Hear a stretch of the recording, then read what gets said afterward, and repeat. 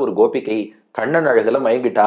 நேரா தன்னுடைய அம்மாட்ட போனாலாம், ஒழுங்கா அந்த கிருஷ்ணனுக்கும் எனக்கும் கல்யாணம் பண்ணி வைங்கோ. அந்த கண்ணன் தான் அழகர் மலையில அழகராக எழுந்தருளி இருக்கார், அவருக்கும் எனக்கும் கல்யாணம் பண்ணி வைங்கோ. அவன் அம்மா பார்த்தா, என்னம்மா திடீர்னு ஒரு பையனை காட்டி இவனை தான் பிடிச்சிருக்கு கல்யாணம் பண்ணி வைன்னு சொல்ற, நாங்கெல்லாம் யோசிக்க வேண்டாமா, நிறைய சிந்திக்க வேண்டியிருக்கேன்னா, கொடுக்கலன்னா உங்களுக்கு பெரிய குழப்பம் தான் வரும். அவ சொன்னா, ஏற்கனவே குழம்பித்தான் போயிருக்கோம்னா.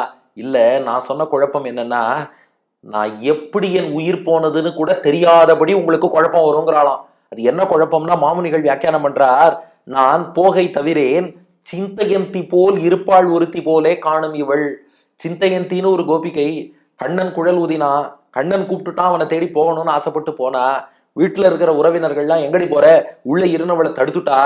அடுத்த நிமிஷம், ஐயோ கண்ணன் அழைக்கிறான், போக முடியலையேன்னு அவளுக்கு வேதனை.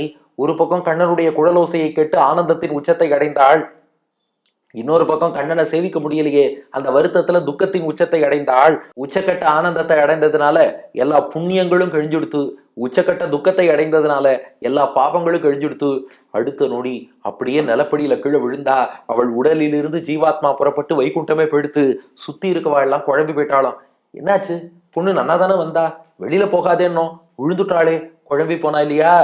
அதே குழப்பம் தான் உங்களுக்கும் மிஞ்சும். மாமுனிகள் வியாக்கியானம், உங்கள் குழப்பம் நிஷ்பிரயோஜனம், முடிவோடே தலை கட்டும் என்கிறாள். என் மரணத்தில் தான் உங்க குழப்பம் போய் முடியும். என் மரணம் எப்படி நேர்ந்ததுன்னு நீங்க குழம்பின்னு இருக்கணும், எப்படி போனான்னு தெரியலையேன்னு அந்த நிலை தான் ஏற்படும். அதனால கண்ணனுக்கு என்ன கல்யாணம் பண்ணி வைங்கோன்னு ஒரே ஒரு முறை கண்ணனுடைய பாட்டையும் நடனத்தையும் கண்ட பெண் தன்னுடைய பெற்றோரிடம் சொல்வதாக இந்த பாசுரத்தை அமைக்கிறார்.